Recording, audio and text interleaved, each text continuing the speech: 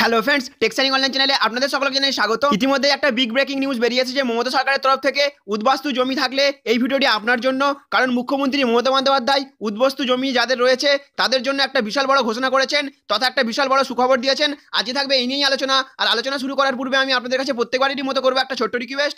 আপনি যদি আমাদের চ্যানেলে নতুন হয়ে থাকেন তাহলে দেখুন চ্যানেলে অথবা ভিডিওর নিচে একটা লাল কালারের সাবস্ক্রাইব বাটন রয়েছে, ওই সাবস্ক্রাইব বাটনে ক্লিক করে আমাদের চ্যানেলটিকে সাবস্ক্রাইব করে রাখবেন এবং পাশেই দেখবেন একটা বেল আইকন আসবে, সেটাকেও প্রেস করে রাখবেন যাতে যখনই আমরা এরকম ধরনের লেটেস্ট হেল্পফুল ভিডিও নিয়ে আলোচনা করব তখন সর্বপ্রথম নোটিফিকেশনটি আপনাদের কাছে পৌঁছে যাবে। তো ফ্রেন্ডস দেখুন, এখানে বলছে উদ্বাস্তুদের জমির স্বত্ব দেবে রাজ্য, ঘোষণা মুখ্যমন্ত্রীর। কলোনির উদ্বাস্তুদের হাতে এবার জমির স্বত্ব তুলে দেবে রাজ্য সরকার। দীর্ঘদিন ধরে রাজ্য সরকারের জমিতে যে সমস্ত উদ্বাস্তু রয়েছেন তারা অনেকে লিজের কাগজ হাতে পেয়েছেন কিন্তু দলিল পাননি।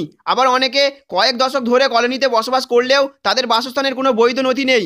এমন সমস্যা দূর করতে দ্রুত ব্যবস্থা নেওয়ার নির্দেশ দিলেন মুখ্যমন্ত্রী মমতা বন্দ্যোপাধ্যায়। বুধবার রানাঘাটের হবিবপুরে প্রশাসনিক বৈঠকে মুখ্যমন্ত্রী বলেন, প্রতিটি জেলার জেলাশাসককে জমি ও উদ্বাস্তুদের তালিকা তৈরির নির্দেশ দেওয়া হয়েছে।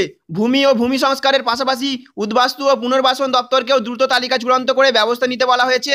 খাস কলকাতাতেই একটা বড় অংশের মানুষ পূর্ববঙ্গ থেকে উদ্বাস্তু হয়ে এসে শহরের বিভিন্ন কলোনিতে বংশ পরম্পরায় বসবাস করছেন। অনেকে সেই জমিতে বহুদল তুললেও ফ্ল্যাটের মালিকদের কারোরই দলিল নেই।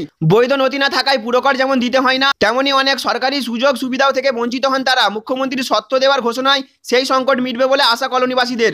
শুধু উদ্বাস্তুদের জমির সত্ত্ব দেওয়াই নয়, 100 দিনের প্রকল্পে জব কার্ড নিয়ে কারচুপি বন্ধে কড়া নির্দেশ দিয়েছেন মুখ্যমন্ত্রী মমতা বন্দ্যোপাধ্যায়। তো ফ্রেন্ডস, বুঝতে পারলেন, কলোনির উদ্বাস্তুদের হাতে এবার জমির সত্ত্ব তুলে দেবে রাজ্য সরকার। যারা এখনো লিজের কাগজ হাতে পেয়েছেন কিন্তু দলিল পায়নি তাদের হাতে এবার সেই সত্ত্ব তুলে দেবে রাজ্য সরকার। তো ফ্রেন্ডস, আশা করছি আপনারা বুঝতে পারলেন। যদি ভিডিওটি আপনাদের ভালো লেগে থাকে তাহলে অবশ্যই একটা লাইক করবেন, চ্যানেলে নতুন হয়ে থাকলে চ্যানেলটিকে সাবস্ক্রাইব করবেন এবং ফ্রেন্ডস অবশ্যই ভিডিওটিকে সমস্ত দেশবাসীর কাছে শেয়ার করবেন। Thank you friends, thank you for watching.